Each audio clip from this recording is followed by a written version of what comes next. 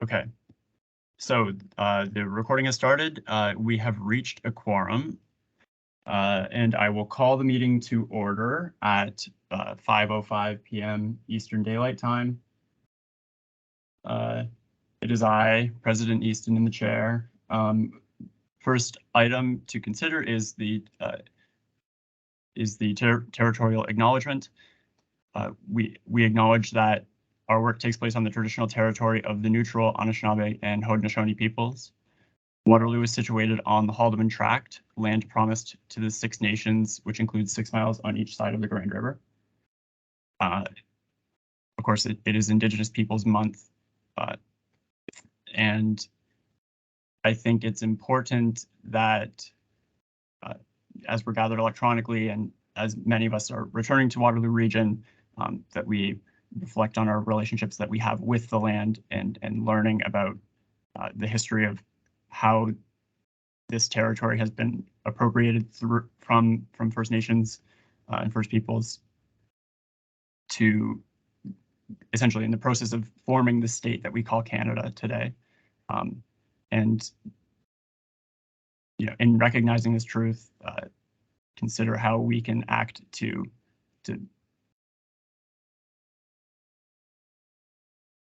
undo the ongoing harms that colonialism causes.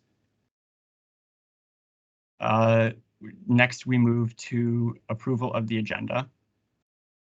So there is a motion, be it resolved that the general meeting approve the agenda as presented. And as a note, the general meeting can only change the order of business. The agenda contents have been approved by the board of directors. So I will ask, I should say actually, some sort of meeting etiquette, perhaps before we plunge into our first potential debate, that the meeting chat, so this meeting is being held electronically pursuant to Ontario Regulation 693/21 of the Ontario Nonprofit Corporations Act, which allows us to hold it electronically until this autumn. The chat will only be used for points of order, information, and privilege. And for expedience, I will take these wherever possible following speaking turns to limit the number of disruptions and hopefully keep the meeting progressing. Proxy votes will be counted automatically except for amendments if discretion has been granted by the proxying member to the holder. And we will ask those holding such proxies to vote by emailing Mike Sameta, who somebody can put email in the chat. And the meeting will continue until all items have been duly considered or quorum is lost. So that said, we'll go to our first decision, which is the approval of the agenda. I'll ask if anybody is willing to move this or second this motion. So I see Sahil Jaffer moving and Naman seconding. So would either of you wish to speak to this item?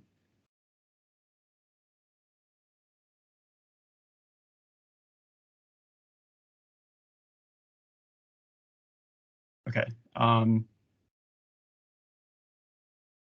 Actually, okay. Sahil, if you wish to speak, you now have the ability to unmute.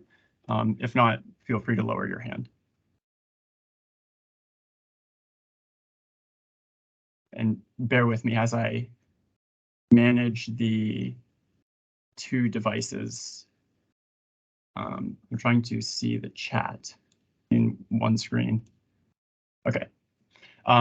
Okay. So does anybody wish to speak to the approval of the agenda?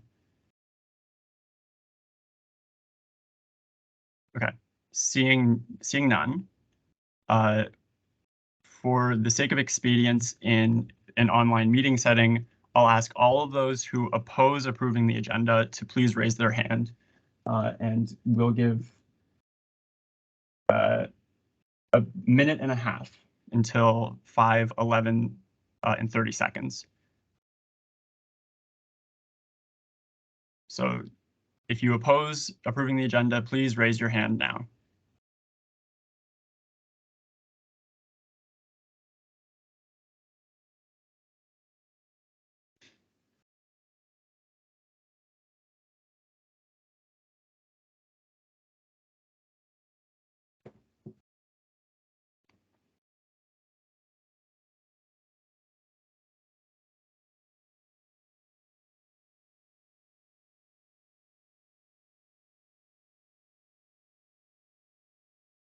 We'll give another 20 seconds, seeing that it appears this may pass unanimously.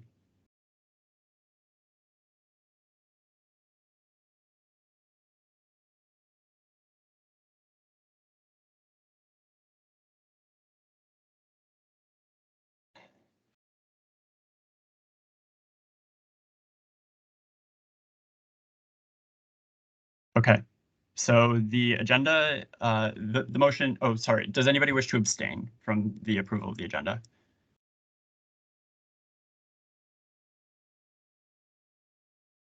Give it another 15 seconds or so.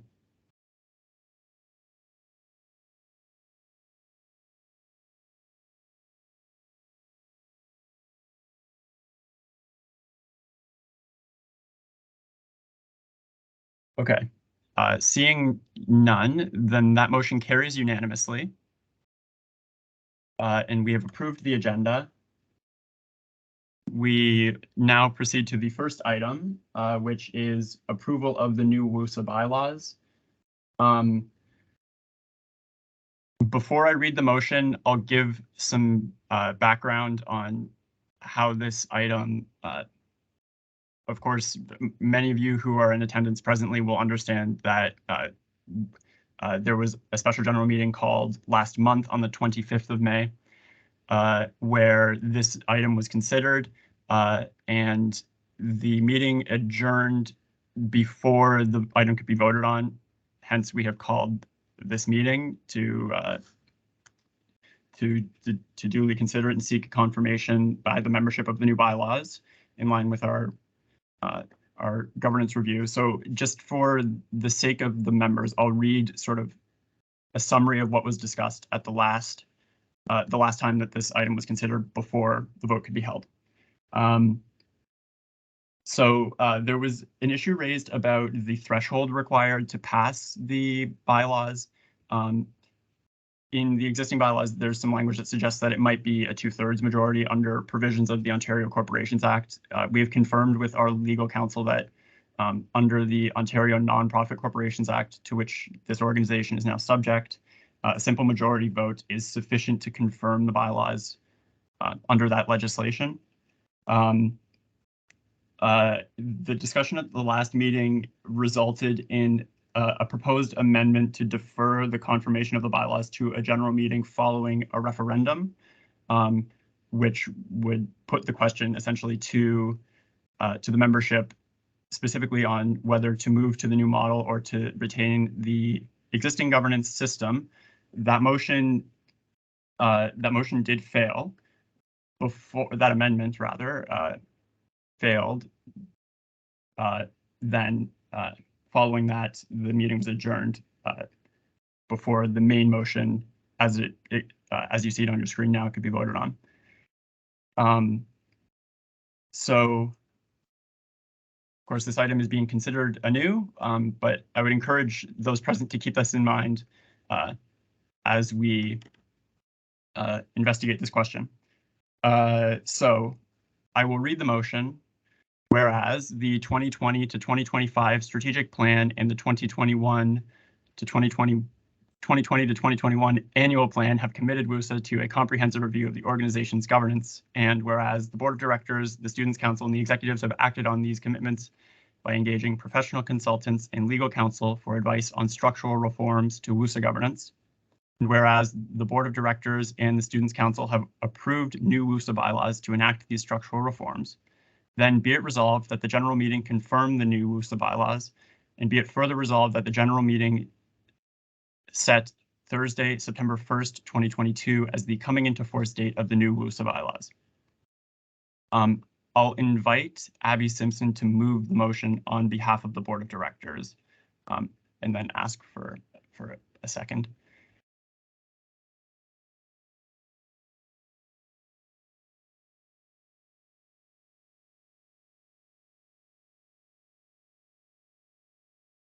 Abby leaving me hanging.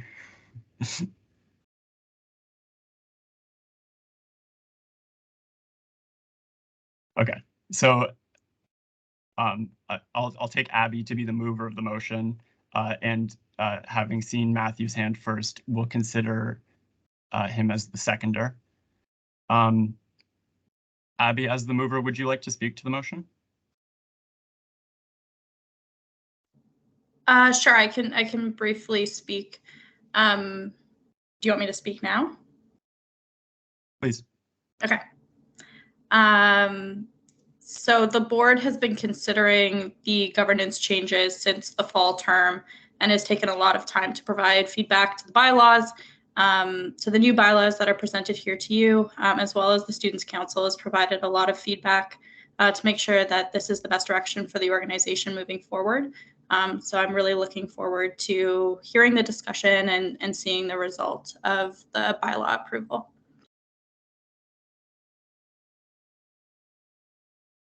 Thanks, Abby. I see Sahil has raised a hand as well. Would you like to speak? Yeah, quick question. Last time you handed, the meeting appointed somebody else as a chair for this motion. Will that be happening, or will you be the chair? I will stay in the chair this time. Typically, the president presides general meetings. Last time, we made the decision with the executive team to invite the former Vice President Education, Matthew Garretts, to chair the item, but I'll be chairing and sort of refraining from discussion to be neutral to the discussion that members have. So next I see Matthew Schwartz. Thank you so much. I'll keep it very short because I imagine that will be nice today. But overall, I just want to thank everybody for being here and thank all the people that we're able to engage with throughout this process. We talked to a lot of students, a lot of members of student societies, a lot of different people that are going to be impacted by these. And it's been quite a process to get here. So thanks very much for everybody involved in that process and everybody that took the time to learn about it and give their input. I think it's a really good direction moving forward. In no ways is it perfect. In no ways is anything perfect. And there's always the ability to improve. But I think this sets us up in a really good way, as we discussed for quite a while at the last GM. Forward, resolve a lot of the current problems in our structure and be able to serve students better, operate more efficiently, and overall just be a better WUSA for students. So thank you very much. And I imagine we don't need to, I hope that we don't need to discuss this too much today, but we'll see. Does anybody else wish to speak to the motion?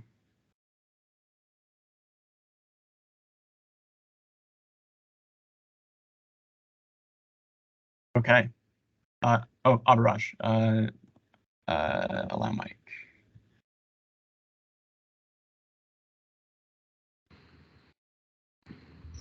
Hi.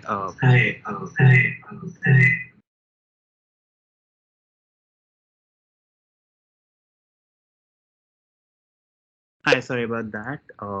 With two computers in the same room. So I just wanted to raise some of my concerns as I raised earlier as well. Just gonna be quick about it. I went through the bylaws. For the most part, I do. I do believe I have immense confidence in the exec team and the people behind the process. But as I've said, my biggest concern with these new bylaws has been the lack of student consultation in this, and that's what makes me a little uncomfortable voting for such a major change when a lot of the undergraduate student community has not been involved in the discussion.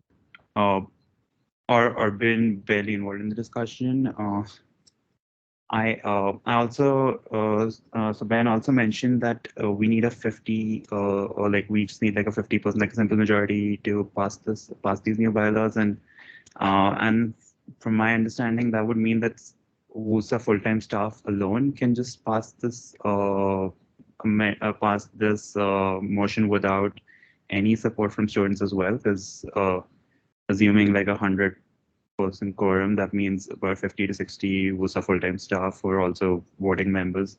If they vote yes, then literally, like, without any student support, this motion could pass, which is again, and since that's theoretically possible, that's again something that's a little worrisome to me. I've stated this before, and I'll repeat myself here because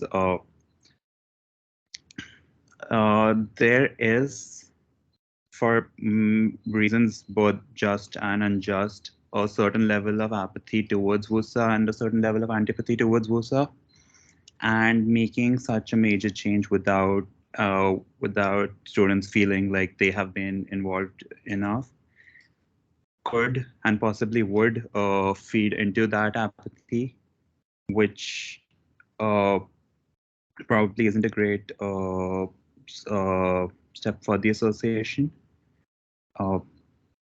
I'm going to keep my comments short because most of what I have to say I've already said to the assembly at the last meeting, so I don't want to be repeating like a lot of my points. But overall, my primary concern is that of student consultation about it,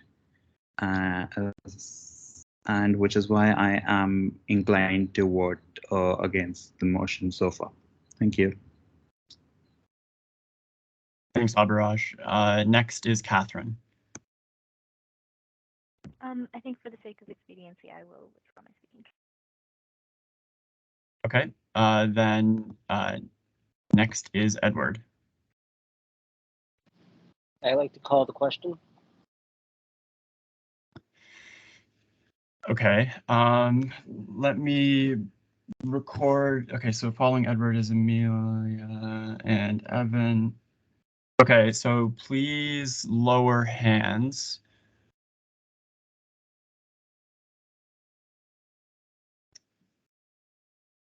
Okay, is there a second to calling the question, which has been moved by Edward? Okay, I see Catherine has seconded calling the question. So, for clarity to the assembly, calling the question is a motion which requires a 2/3 vote in the affirmative.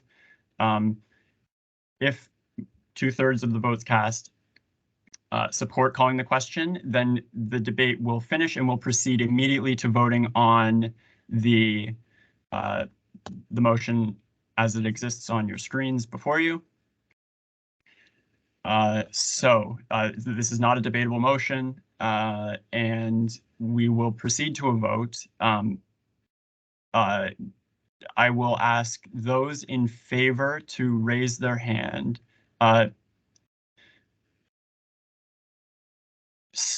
So Connor, unfortunately, it would be improper for me to consider a point of inquiry in the midst of this vote.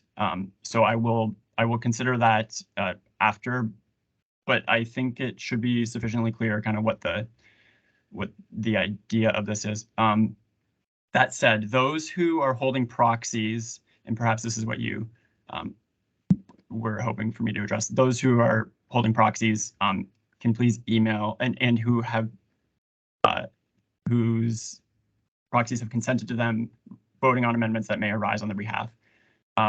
Please email Mike with the votes for those in either direction, and we'll close voting at 5:30, so just over 5 minutes from now, and we will consider those in favor of calling the question to please raise their hand now, and we'll leave that open until 5:26, so just over 60 seconds.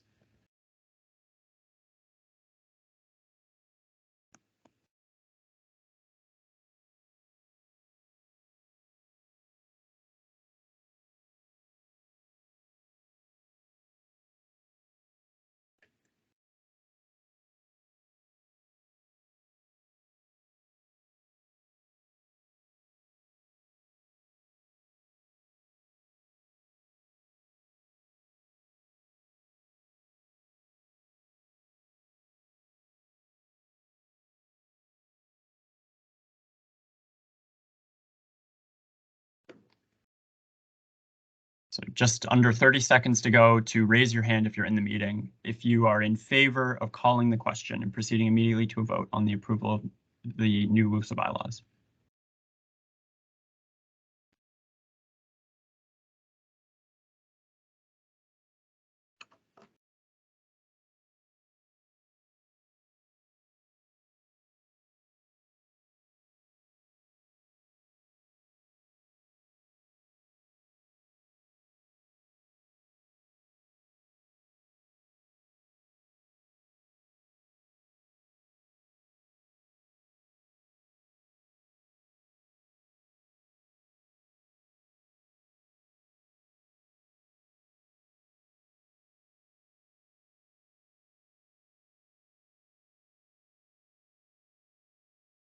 Pardon me. So we've gone over the time, and I do believe.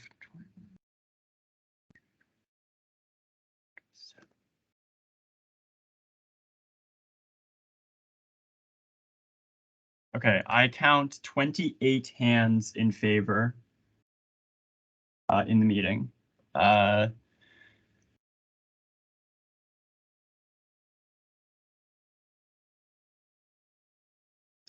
So now we will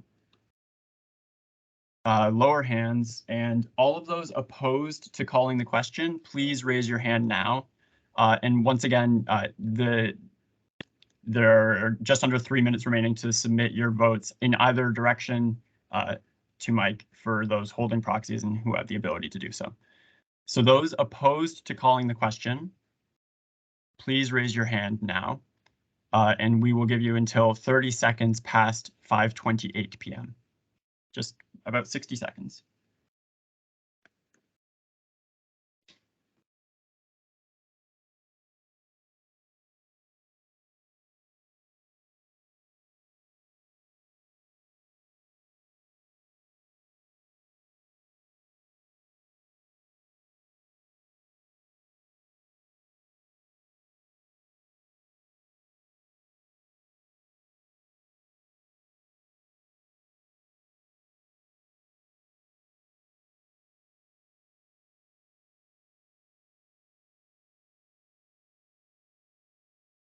About 15 seconds remaining to raise your hand if you oppose calling the question.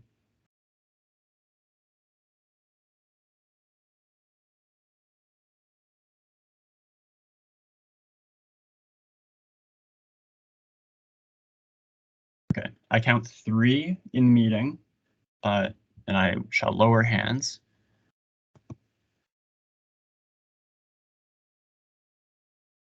Okay, so those who wish to abstain, please raise your hands now.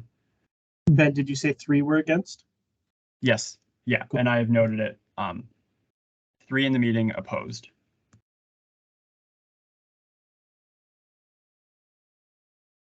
And once again, in just under 60 seconds, the email voting shall close, and we'll add the proxies to the vote counts in which have been cast in the meeting.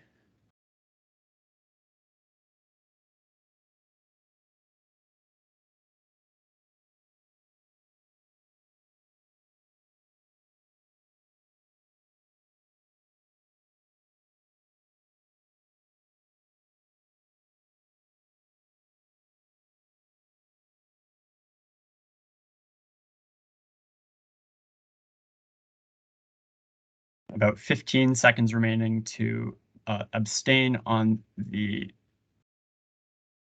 calling the question.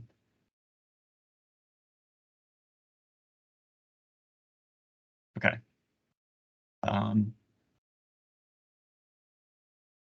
Okay, very well. 5:30.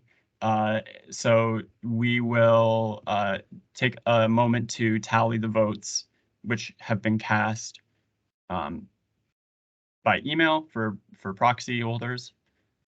So we'll give Mike a moment to gather those results. And Mike, for your information, the vote in the room was 28 in favor and 3 opposed, and no abstentions at the time that the voting period closed.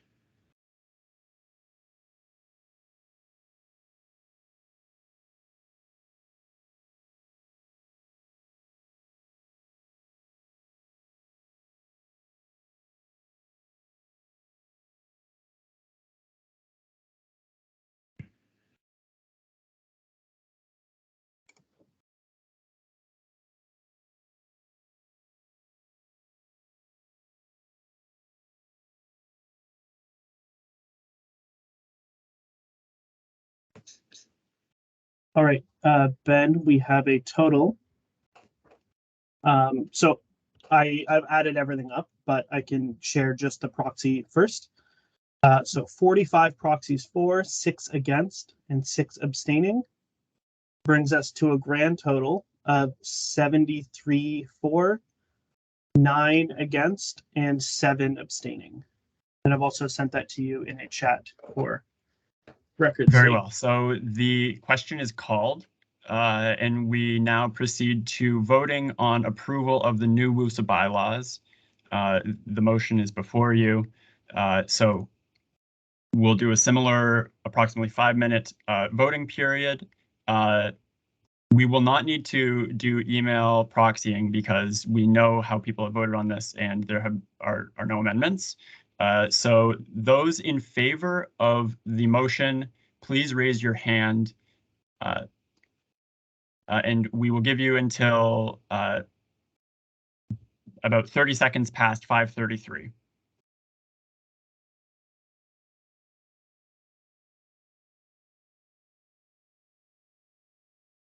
So approximately 60 seconds remaining to vote in favor of approval of the bylaws.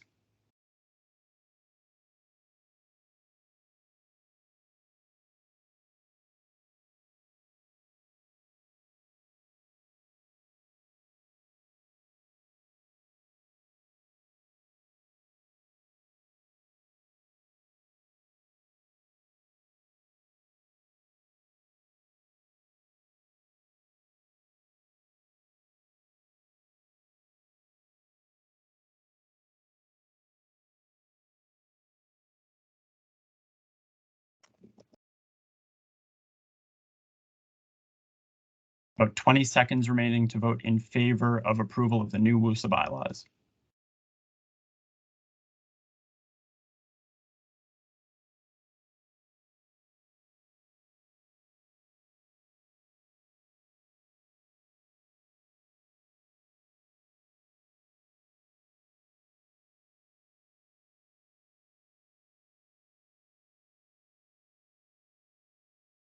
Okay, so I count 33, 13 past 20 because it stops counting at 20. So 33 in favor, and I shall lower hands. Okay, those opposed to approving the new WUSA bylaws, please raise your hand now, and we'll give you about 90 seconds until 30 seconds past 5:35.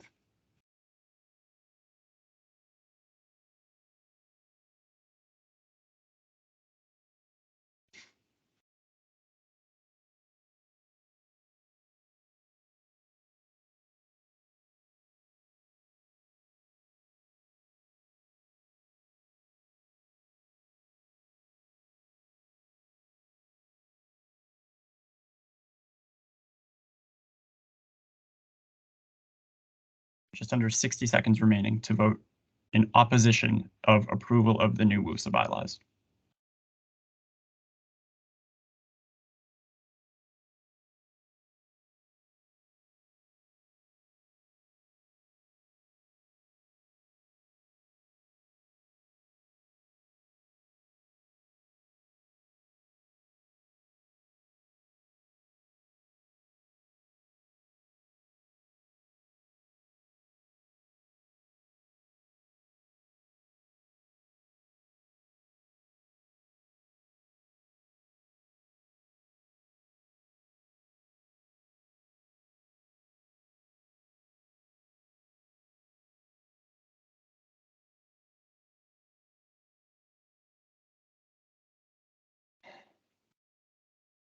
Okay, I count 5 in opposition, and I will lower hands.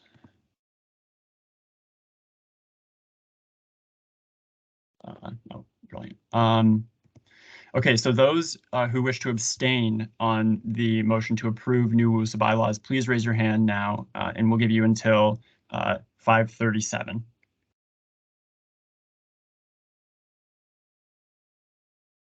So 60 seconds remaining to abstain on the approval of new WUSA bylaws.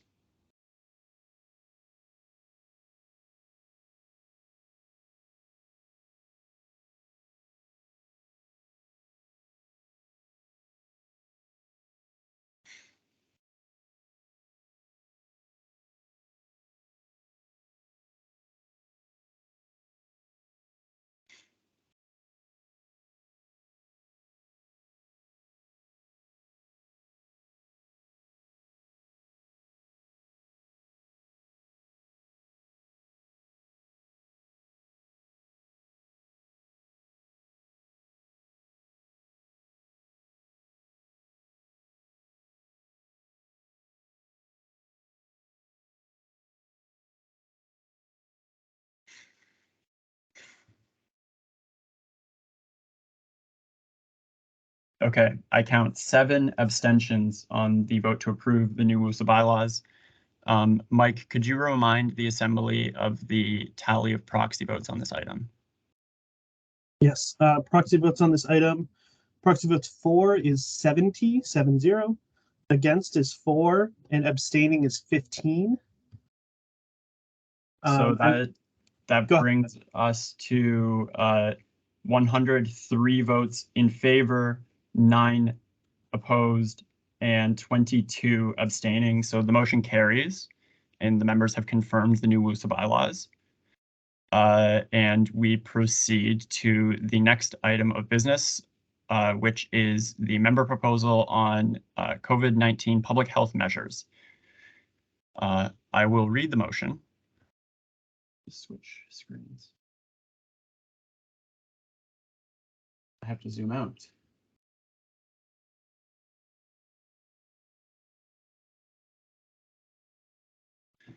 Okay, unfortunately, it might be a little straining to see that for some people. However, I will read the motion. As follows. Whereas, without WUSA's knowledge, WUSA members have been prohibited from receiving WUSA updates and emails and participating in WUSA events because of UW's discriminatory and punitive action against these members. And whereas WUSA members seeking legitimate accommodations from UW have been denied the basic principles of fairness, natural justice, and due process by UW senior administrators. And whereas WUSA is committed to fostering an environment in which it is safe for everyone to participate and thrive, considering their beliefs and abilities.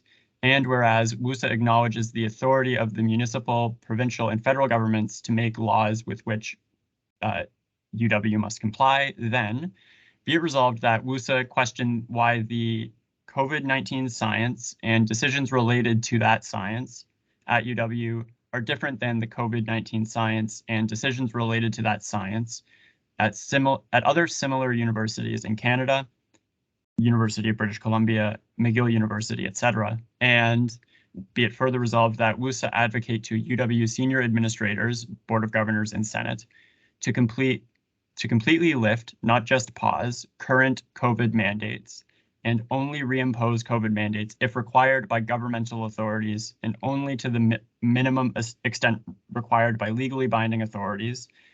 And be it further resolved that WUSA advocate to UW senior administrators, Board of Governors, and Senate to immediately stop collecting unnecessary personal medical information from students, including the status of their COVID-19 vaccinations.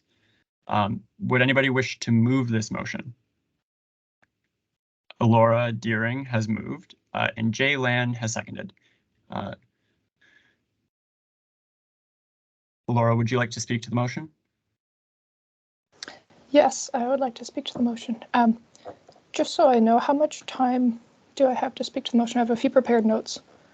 We'll give you 10 minutes, so just past 5:50 if you so require the time. And before you start, actually, and this won't take any of your time, but a lot of people are raising hands and just, okay, actually, never mind. We'll assume that, okay, the speaking order will be thus, and Jay will go second. It's a little unusual because the seconder doesn't actually get speaking rights. Nevertheless, I think it's expeditious for us to do this. So you will have until 5:51 if you so desire to speak to this item, Laura. Thank you. Last summer, WUSA Student Council advocated for COVID-19 mandates with accommodations to be given to those for whom they were necessary. WUSA took the initiative to advocate for the health and well-being of students in the way they knew best, and this is commendable. I'm here, speaking on behalf of hundreds of students, to encourage you to continue to advocate for the health and well-being of students. My name is Laura Deering. I'm a nanotechnology engineering graduate and a former House of Commons page and a future law student. I welcome questions after my speech. It's important that you all understand what's going on campus, and I'm here to sort of bring to light some of the stories that you might not have heard, things going on at the University of Waterloo that you might not have realized.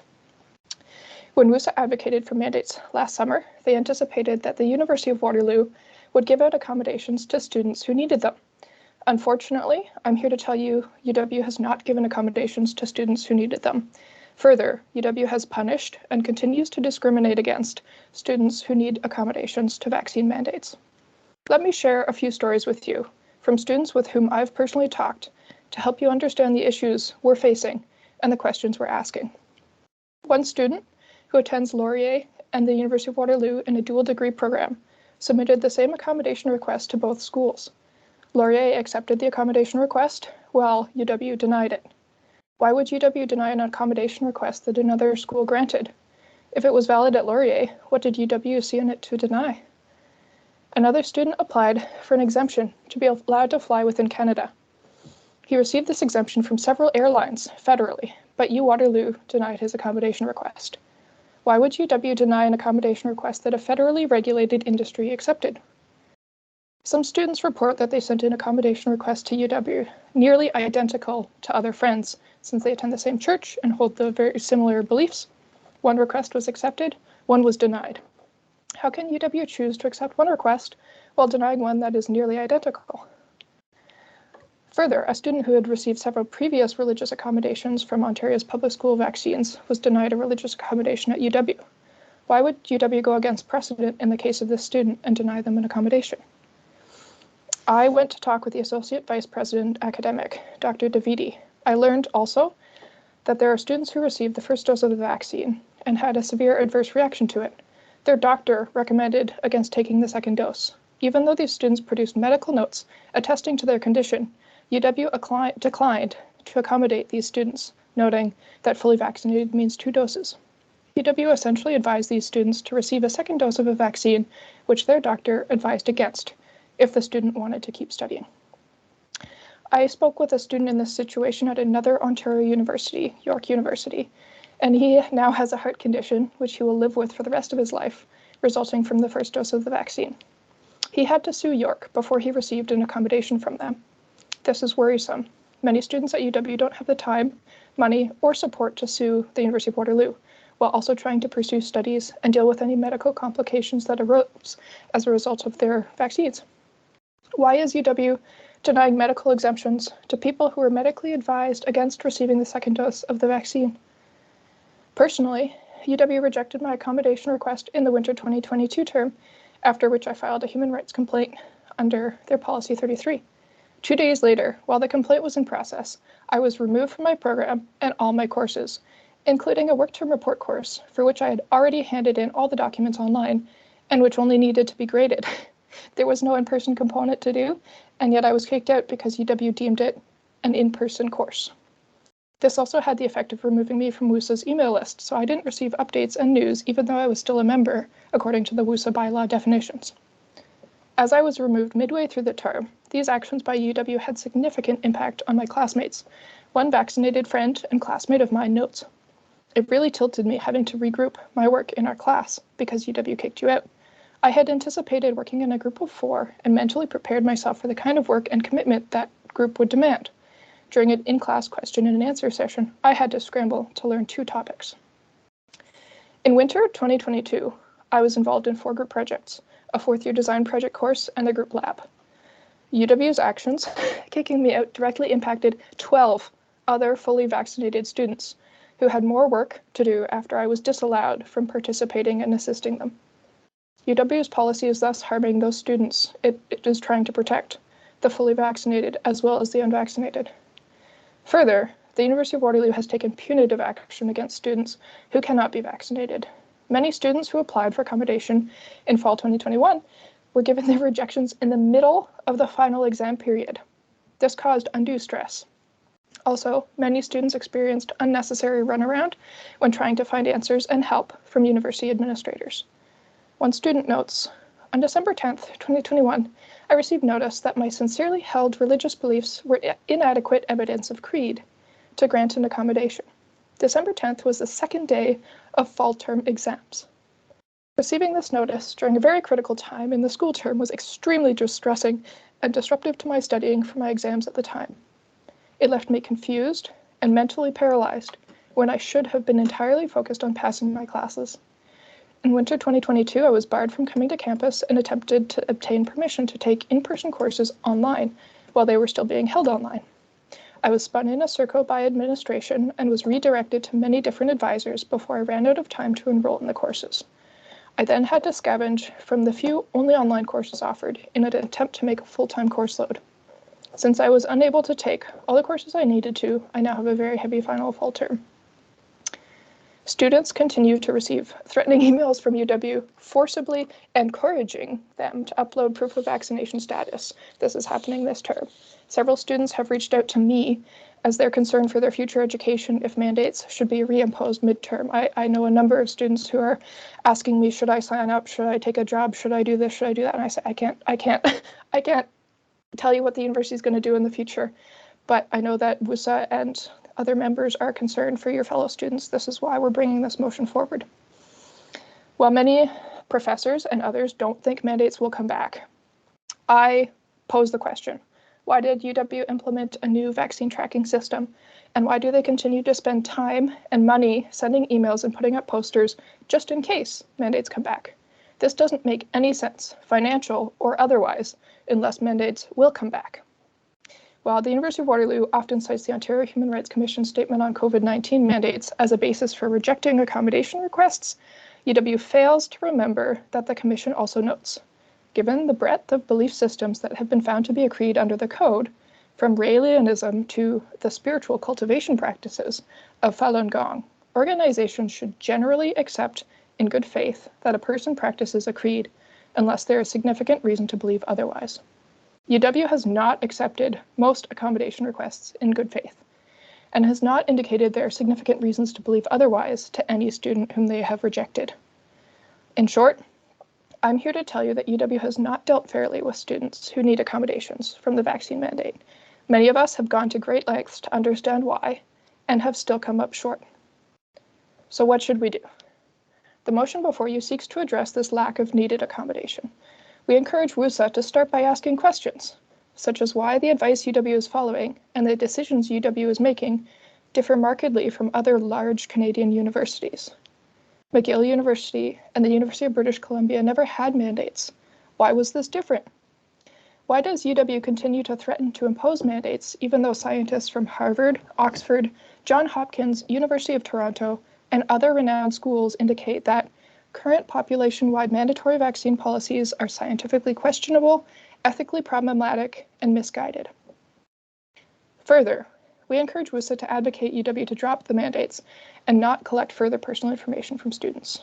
While we recognize that UW will need to bring back mandates if they are forced to by the government, which by the way has not yet happened as there was never a legal requirement to mandate vaccines last year, asking UW to stop sending students emails about if the mandates will come back will do us a lot of good.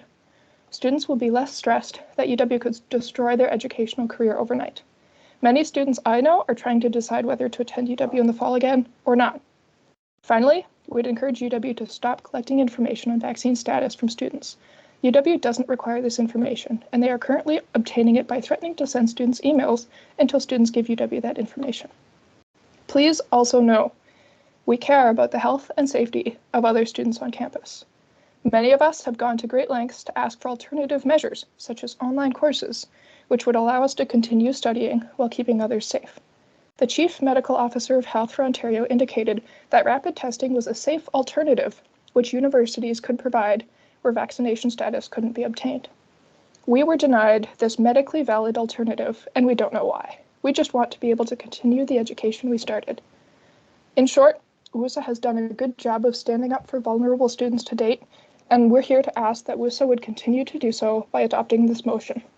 Thank you. Thank you, Laura. So I see Kaylee has put a message in the chat. I'd ask members to please refrain from using the chat to do discussion relating to the business of the meeting, other than for points that require like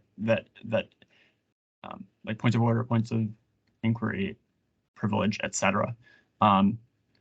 Just for the sake of keeping the meeting sort of orderly, and the comments which make their way to the minutes come from what is spoken.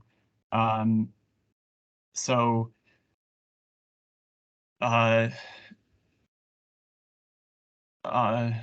There's a point of order about people waiting in the lobby. I'm not aware of any people in the lobby.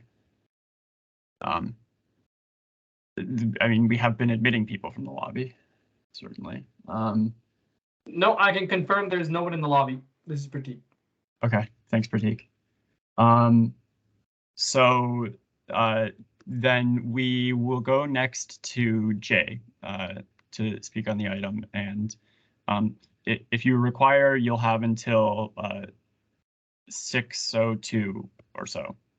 No, I don't have a 10-minute speech. Thank you, Laura, for your speech. I think we are in a month that we celebrate diversity, and diversity is like with respect to each other's decision and beliefs, etc. And WUSA did a great job to celebrate diversity and respect students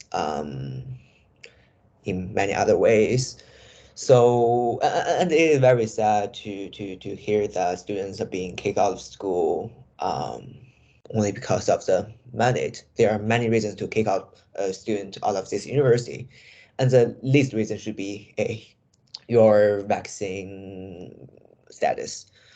That's why I bring this up, this issue to the council several times, and we have finally have a time to discuss this item properly.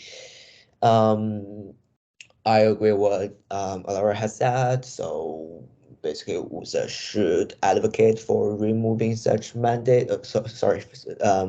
Moving like of a future mandate. Currently, like WUSA, the Education Advisory Committee passed a motion on January 19th, or January 16th, that WUSA will advocate for a mandatory third dose of vaccination. And if we pass this motion today, we'll definitely overthrow that one, and this will become our new advocacy, which will hopefully WUSA can advocate for stop collecting personal information and stop such mandate at this university. Thank you. Thank you, Jay. Next is Evan.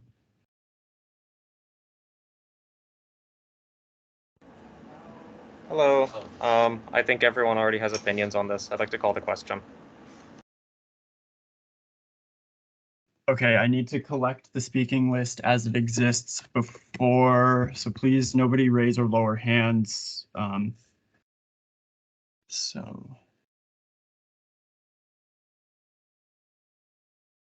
I got a screenshot if that helps. Okay. Okay, Edward was the last on the speaking list, and I think Steph raised their hand after the question had been called. Okay. Okay, so then we'll lower hands. So does anybody wish to second calling the question? Okay, I see Alora has seconded calling the question.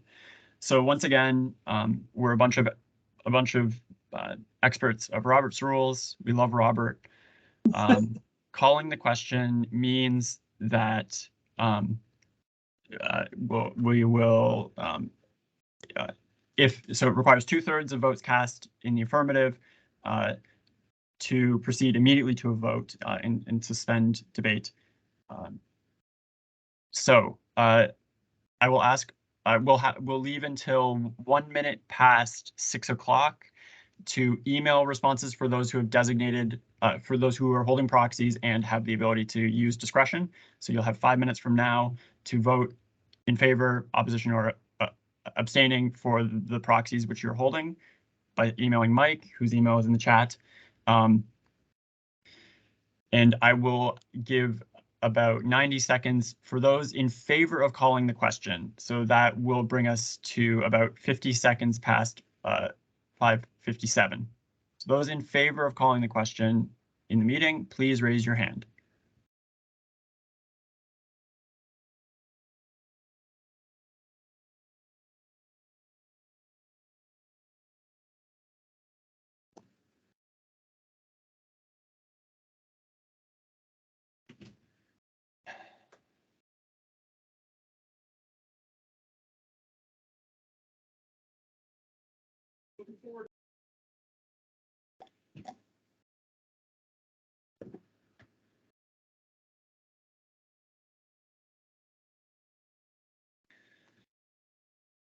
So about 30 seconds, 40 seconds remaining to vote in favor of calling the question on the member proposal on COVID-19 public health measures.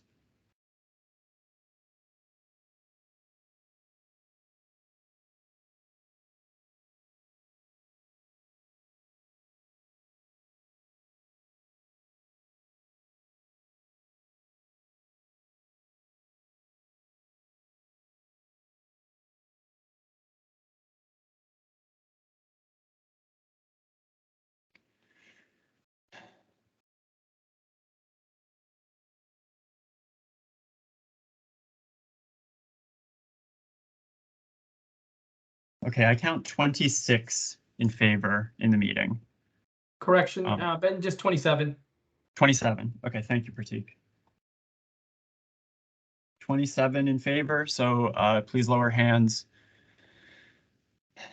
And once again, you'll have until 1 minute past 6 o'clock to email responses for those who are holding proxies and have permission to use discretion. So those who oppose calling the question, please raise your hand now, and we will leave voting open until 6 p.m. sharp. Those opposed to calling the question, please raise your hand now.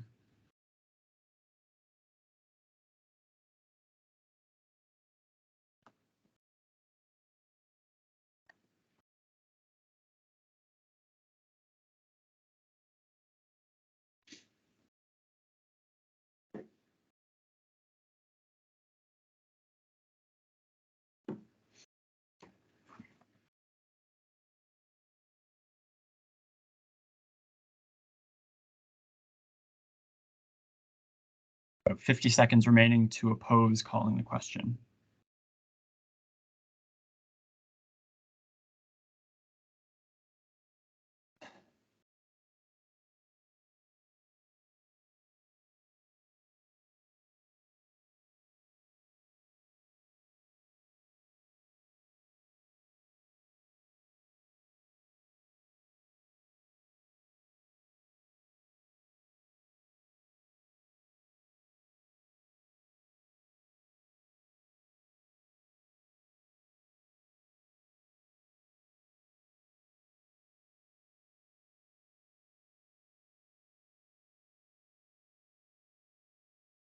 Okay, I count 7 opposed. Please lower hands. Those wishing to abstain have between now and 6:01 to raise their hands to abstain on calling the question. And coincidentally, that is when we will close email voting for those holding proxies with permission to use their discretion.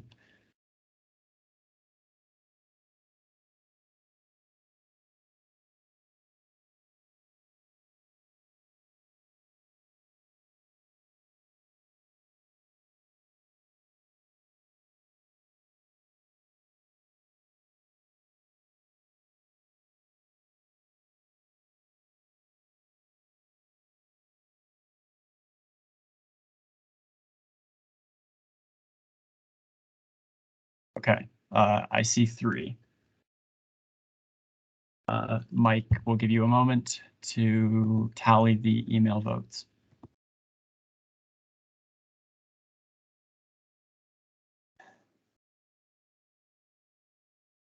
And for clarity, I have 27 in the room, 27 in favor, 7 opposed, and 3 abstaining.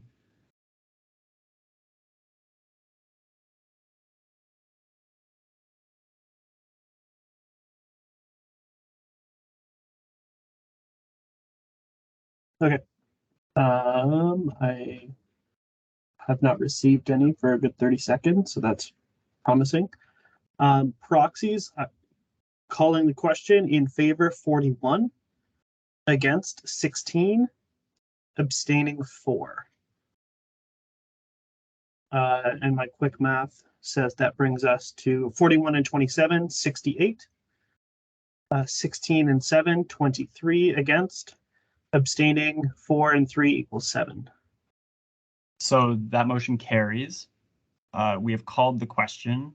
We proceed immediately to voting on the member proposal on COVID-19 public health measures. So that means we do something.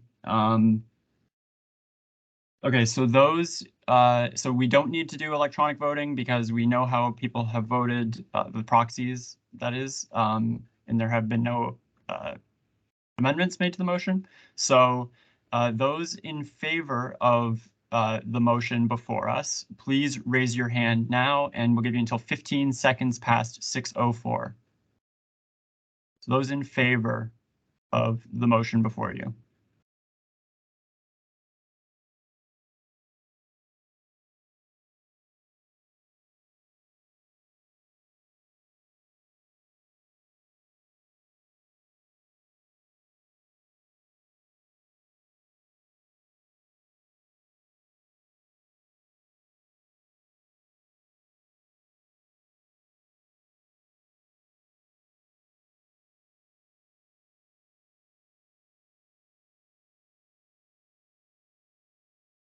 So about 45 seconds remaining to vote in favor of the member proposal.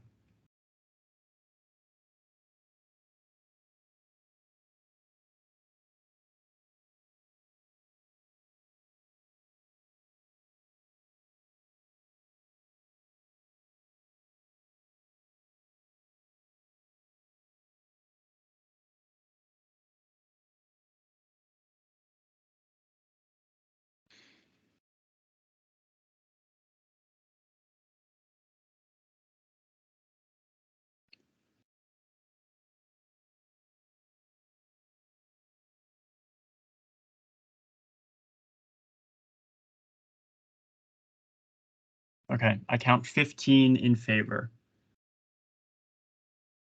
We will lower hands.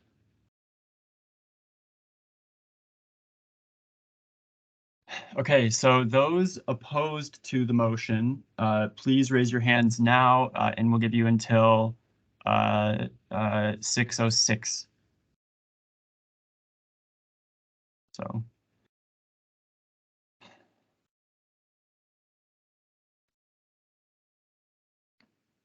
"70 seconds remaining to oppose the member proposal."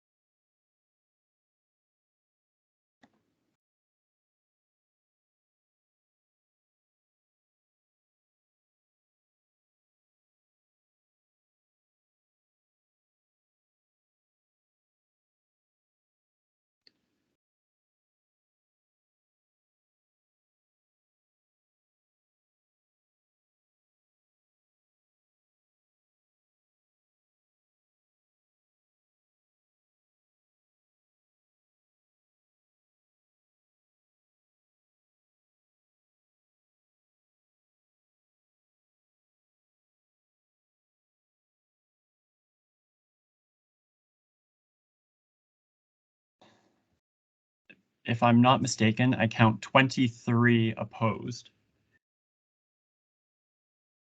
And we will lower hands. So those wishing to abstain on this question, please raise your hands and we'll give you till 30 seconds past 6:07. Those wishing to abstain on the member proposal, please raise your hands now.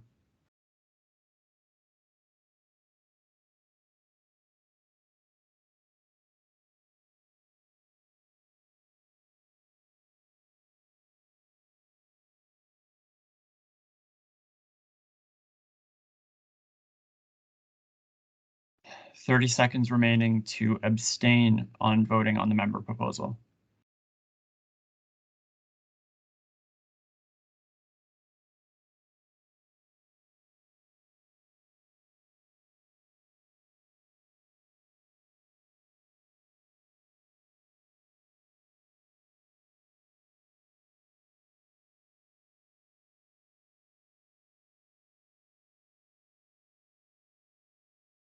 Okay, I see no abstentions in the room. So Mike, if you could please provide us the proxy vote counts. Proxies voting in favor of item 5. Sorry, do you want to answer Alora's? So there's a point of order on asking why there are external people voting. So some of the external are those who are like, for example, those using WUSA emails who are full-time staff. Mike, are you able to verify the membership status of? Yes. Full-time. I can. One sec. Thank you. But I know certainly those are critique. Yeah. Yeah, I'll speak to that. There are certain external people that are currently not using the URL account. I have verified their membership. For example, if you're speaking about, I do apologize if I spelled his name wrong. Anantha Nagari, I apologize. He is a member or she is a member, so I have verified that. Please specify if there's any other members that I have missed. I can double check that as well. Okay, thanks, Mike. Or Pratik, thank you. And I think that satisfies the point of order raised. And Andres Fuentes is a member, yes. So I do believe that satisfies the point of order. And I can go back to reading in favor and against if you want. Yes, please. Cool. So proxies voting in favor, 32. Proxies voting against, 48. Proxies abstaining, 8. And my math brings that to 47 in favor total, 71 against total, and 8 abstaining total. Okay, so the motion fails. Which concludes all of the items of business on this agenda. So I will adjourn the meeting at 6:09 p.m. We can include vote counts as they will have been dictated into the recording. The meeting is adjourned, so we're out of order. But I'll just say like a parting word.